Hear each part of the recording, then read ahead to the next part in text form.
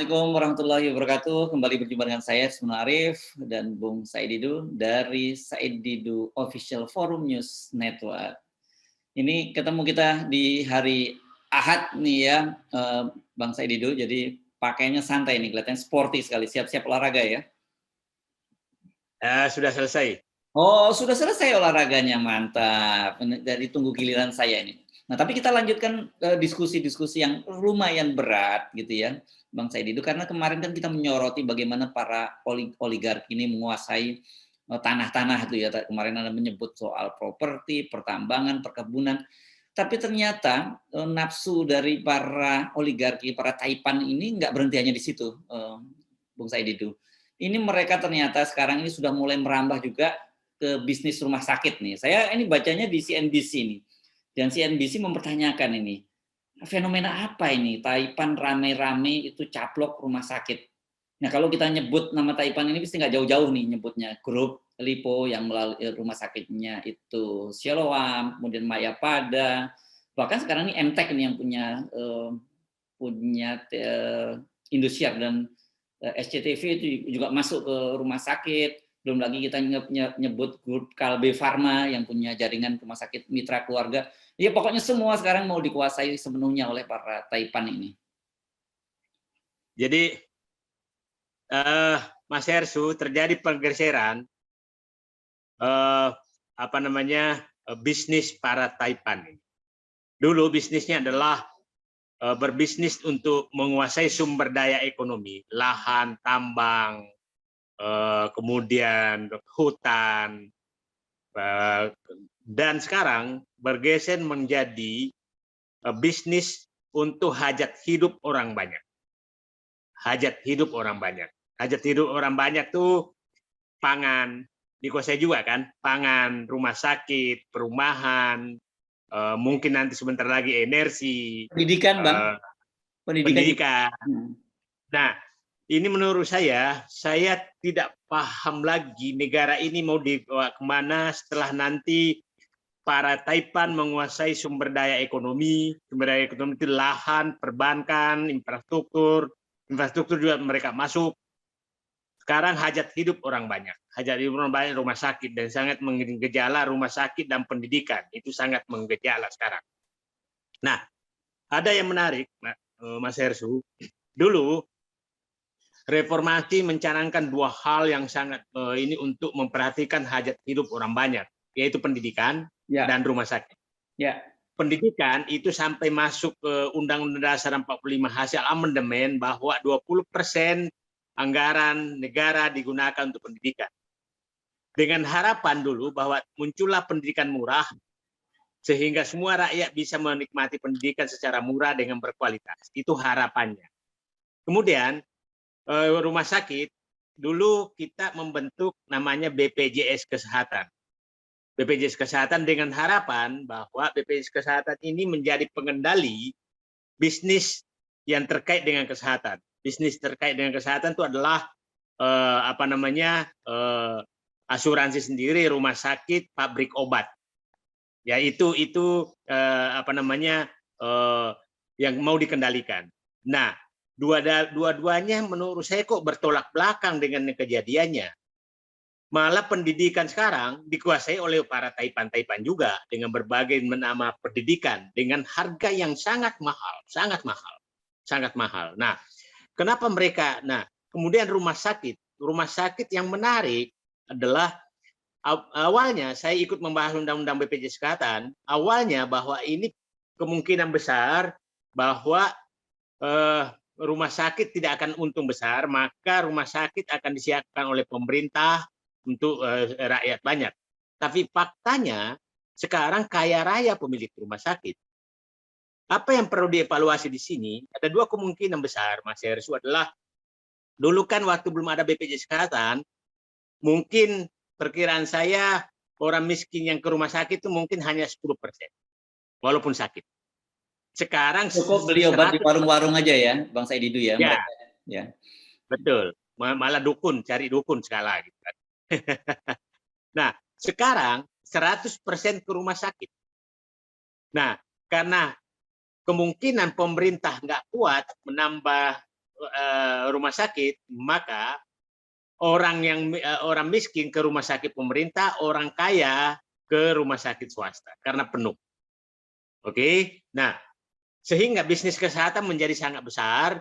Nah, yang menariknya adalah bahwa semua orang kan harus bayar iuran BPJS kesehatan. Wajib, itu menjadi persyaratan. Walaupun tidak menggunakan. Dan saya yakin hampir semua kelas menengah ke atas membayar iuran tapi tidak menggunakan. Saya yakin seperti itu. 50% mungkin banyak sekali kelas menengah ke atas itu tidak akan memakai BPJS kesehatan untuk berobat walaupun membayar iuran. Nah, akhirnya apa yang terjadi adalah menjadi tidak efisien di masyarakat karena membayar BPJS kesehatan tapi tidak menggunakan karena pelayanannya yang agak merepotkan gitu. Nah, tapi di desa-desa berlaku. Itu manfaatnya BPJS kesehatan itu oke lah di desa-desa itu karena tidak ada rumah sakit swasta sehingga semua ke rumah sakit pemerintah. Nah, yang menarik sekali adalah bahwa ini menjamur sedemikian rupa sehingga tidak tertutup kemungkinan akan terjadi monopoli untuk kebutuhan dasar manusia, hajat hidup orang banyak. Kita sudah lihat bagaimana monopoli pangan, bagaimana monopoli nanti kesehatan. Kalau ini terjadi monopoli, maka ini bahaya sekali bagi negara ke depan. Dan saya tidak lihat bahwa ada upaya-upaya untuk memotong tersebut. Dan yang sangat menarik adalah pendidikan juga masuk. Pendidikan masuk. Jadi Mas Hersu, kita bisa bayangkan sekarang kita menyekolahkan anak di sekolah mereka, beli kebutuhan sehari-hari di toko mereka, kemudian membayar dengan sistem pembayaran yang dikuasai oleh mereka, itu macam-macam sistem pembayaran bukan rupiah lagi, kemudian masuk rumah sakit ke rumah sakit mereka, sekarang dia siapkan pemakaman mewah mereka juga. Jadi saya takutnya nanti ada berpikir bisnis surga dan akhirat ujungnya. Jadi dari lahir sampai mati semua dikuasai oleh mereka ya? Dikuasai mereka. Jadi menurut saya boleh dikatakan bangsa ini sudah mengarah bahwa warga negara Indonesia, rakyat Indonesia mulai dari lahir sampai meninggal itu diatur oleh mereka. Itu kira-kira Mas Her. Ya. Nah, saya mendengar ini dari sejumlah teman-teman dokter. Ini clear ini, jangan lagi disebut bahwa saya hoax lagi menyebut nama dokter. Jadi saya nggak akan sebutkan nama konglomerasinya, tapi saya kira Anda semua tahu gitu. Jadi ini mereka punya rumah sakit dan mereka punya kampus dan kemudian bangun kampus fakultas kedokteran. Dia mencoba mendekati beberapa perguruan tinggi negeri pemerintah seperti UI, ITA, Unpad gitu untuk supaya mereka juga mendapat rekomendasi menyiapkan sekolah spesialis dokternya gitu, dokter spesialisnya. Jadi mereka akan menguasai itu. Kemudian saya mendengar teman-teman dokter di Jawa Timur yang bergerak di asosiasi klinik, mereka ini katanya sudah mencoba mendekati pemerintah Jawa Timur untuk mereka yang membangun puskesmas dan kemudian mereka juga mendapat izin untuk membangun rumah sakit. Jadi nanti semua itu yang dari puskesmas, rujukan-rujukan puskesmas itu disalurkan rumah sakit mereka, dan ini semua nampung BPJS. Ini bisnis gurih luar biasa karena yang di BPJS itu kan ratusan triliun dananya itu, Bang Said Didu. Ya, jadi saya pikir memang perlu kita duduk melihat ini dampak daripada BPJS ini. Apakah memang sesuai dengan pendiriannya saat itu bahwa menyebabkan biaya pelayanan yang murah, ataukah hanya menciptakan pasar baru bagi bangkitnya bisnis rumah sakit dan pelayanan kesehatan? Itu kan yang kita harus lihat. Saya melihat malah yang kedua yang terjadi. Tapi pasti, saya katakan pasti, yang mendengarkan rekaman kita ini pasti menyatakan bagus dong, negara tidak dibebani lagi. Itu kan pasti menyatakan begitu. Saya jawablah juga, memang itu kalau tidak nasionalisme rendah, maka itu nggak ada siapapun yang menguasai ini nggak ada masalah. Itu bagian nasionalismenya rendah.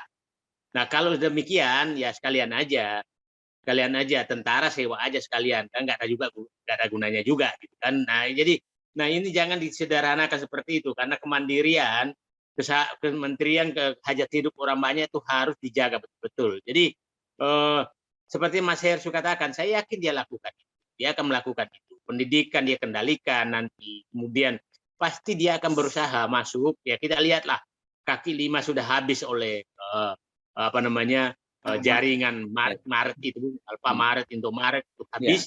Ya, Nanti Puskesmas juga akan habis. Dan saya pasti orang yang pro kepada mereka itu pasti menyatakan bagus dong fungsi negara diambil. Itu salah. Dan saya sendiri menyatakan ada yang menyatakan bahwa negara jangan berbisnis dong menyengi ini. Sebentar dulu. Kalau gitu asal adil boleh, tapi ini kan nggak adil. Nah, apakah memang kesehatan itu bisnis? Ya menurut saya nggak boleh bisnis, nggak boleh sama sekali ini kan bisnis. Dan saya melihat hampir tiap hari kalau kita ke daerah itu rumah sakit para konglomerat itu berdiri hampir setiap hari, bertambah, dicaplok yang ada itu segala. Jadi saya kembali menyatakan, saya hanya menggugah pengambil kebijakan, janganlah semua hajat hidup orang banyak, bisnis hajat yang terkait dengan hajat hidup orang banyak ini diserahkan kepada Taipan. Itu saja saya harapan. Dan kan kesehatan ini harusnya menjadi tanggung jawab negara ya, gitu. Ketika terjadi swastanisasi kita tahu dampaknya seperti apa. Kan kemudian kan rangkaiannya ini besar nih Bang Saidi, bukan tadi kita sebut rumah sakitnya, kemudian sekolah-sekolah kedokteran, bahkan mungkin sekolah perawatnya. Saya sekolah perawat belum mendengar, tapi yang jelas saya sekolah kedokteran kita udah tahu ada. Belum lagi kemudian industri farmasinya. Wah, ini kan industri farmasinya ini juga luar biasa besar. Bayangkan jadi kalau rumah sakit yang dimiliki oleh perusahaan farmasi itu kan kita itu yang nggak paham pasti langsung dihajar dengan barang-barang paten dari pabrik farmasi dia, dan itu harganya sangat mahal. Ini pengalaman pribadi saya selalu setiap kali berobat rumah sakit semacam itu, ketika diberi resep saya minta pada apotekernya bahwa saya minta generik, harganya itu bisa seperempat. Bang Saidi, misalnya saya kena tadinya 500.000 sekian, itu bisa kena paling 100.000. Jadi memang Mas Hersu ada bisnis yang harus dilindungi negara, rakyat dilindungi, harus dilindungi oleh negara terhadap keterpaksaan rakyat untuk membeli produk tersebut, membeli atau menggunakan jasa produk tersebut. Satu adalah pangan, karena orang itu tidak bisa nggak makan, berapapun harganya, tidak bisa lagi. Dan itu harus dikendalikan serendah-rendahnya, supaya tidak menjadi lahan bisnis yang memaksa rakyat. Jadi saya ulangi, ada lahan bisnis yang harus dilindungi negara, karena sifatnya rakyat terpaksa. Satu, pangan, dua, kesehatan, tiga, pendidikan. Itu memang harus dilindungi, nggak boleh. Kenapa? Pangan, berapapun harganya, rakyat bisa menjual apapun demi makan. Orang sakit, apapun bisa dijual. Tidak memandang harga menawar, tidak ada ruang menawar. Karena itu adalah kesehatan. Nah, yang ketiga pendidikan. Pendidikan ini bagi yang sadar, itu pun berapa biayanya, itu dibayar. Nah, ini memang harus dilindungi oleh negara. Itulah kenapa dalam Undang-Undang Dasar kita itu dijaga betul, dikasih anggaran besar. Tapi apa? Rakyat bisa merasakan apakah ada perbedaan setelah APBN 20% untuk pendidikan dengan sebelum APBN 20% buat pendidikan. Itu saya yakin nggak ada perbedaan.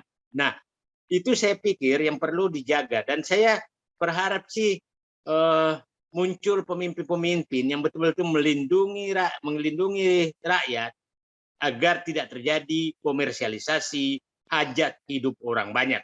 Istilah saya komersialisasi hajat hidup orang banyak. Jadi para Taipan ini sebelumnya adalah menguasai sumber daya ekonomi, sekarang adalah memanfaatkan komersialisasi hajat hidup orang banyak. Itu Mas.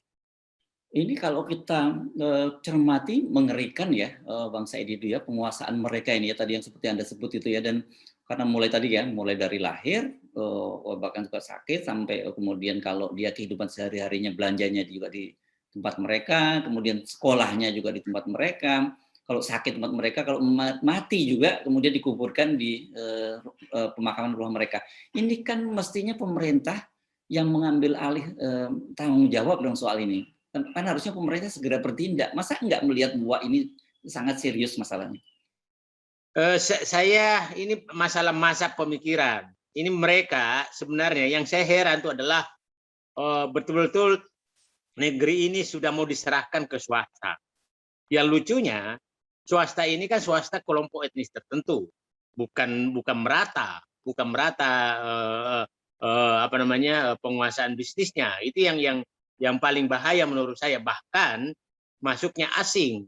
Nah, ini kan semua dibuka kan. Rumah sakit kan sekarang sudah boleh asing, dokter boleh asing, semua boleh asing. Nah, ini menurut saya negara ini, jadi saya katakan negara ini sudah benar-benar sudah dijadikan hanya tempat berbisnis bagi orang yang punya uang. Itu berbisnis kepada orang yang punya uang dan membiarkan rakyat untuk memilih, apa namanya, terpaksa tidak ada pilihan untuk membeli atau menggunakan jasa para pebisnis konglomerat, pebisnis hajat hidup orang banyak oleh konglomerat. Oke, jadi apa rekomendasi dari Anda agar hal ini tidak terus berlanjut? Saya katakan begini, itu BPJS Kesehatan harus dilihat lagi sebenarnya, apakah memang kelebihan apakah memang efektif digunakan oleh pembayar, atau pembayar ini karena terpaksa saja membayar tapi tidak menggunakan, sehingga hanya menambah pangsa pasar orang datang ke rumah sakit tapi dimanfaatkan oleh para konglomerat untuk apa namanya limpahan daripada BPJS Kesehatan tadi. Jadi bukan BPJS Kesehatan mengendalikan pabrik obat, bisnis rumah sakit dan apa namanya nah, bukan itu yang terjadi, tapi yang terjadi adalah menggiring orang masuk rumah sakit. Pada saat masuk rumah sakit, maka pilihannya adalah masuk ke jalur komersial atau jalur BPJS Kesehatan. Dan kelihatannya masuk ini. Jadi saya pertama adalah periksa betul-betul efektivitas BPJS Kesehatan. Ya, yang kedua, bahwa menurut saya memang harus ada aturan bahwa sebaiknya dibatasilah bisnis untuk hajat hidup orang banyak. Itu menurut saya harus dibatasi sangat ketat, gitu, sangat ketat. Dan saya kalau rumah sakit kalau memang menguntungkan, kenapa sih nggak mendirikan aja BUMN untuk membangun rumah sakit? Kenapa? Kalau memang menguntungkan, kalau BUMN kan masih setengah negara, masih semi komersil gitu. Nah, tapi ini kan tidak didorong oleh pemerintah. Yang didorong bangun kereta api cepat, bangun bandara, bangun apa, nggak didorong hal seperti itu. Nah, yang ketiga adalah menurut saya BUMN kesehatan ini harus dibenahi, jangan hanya sebagai bendera dia yang dimanfaatkan oleh para mafia industri kesehatan. Itu, Mas. Oke, baik. Saya kira ini saya kira sangat serius dan kita mendorong agar pemerintah untuk memperhatikan menindaklanjuti soal ini ya, Bang Saididi ya. Saya pikir kita harus serius melihat ini, Mas. Adalah istilah saya apa namanya komersialisasi hajat hidup orang banyak oleh para konglomerat oligarki. Itu harus diawasi terus. Baik, terima kasih Bang Said Didu. Assalamualaikum warahmatullahi wabarakatuh. Waalaikumsalam warahmatullahi wabarakatuh.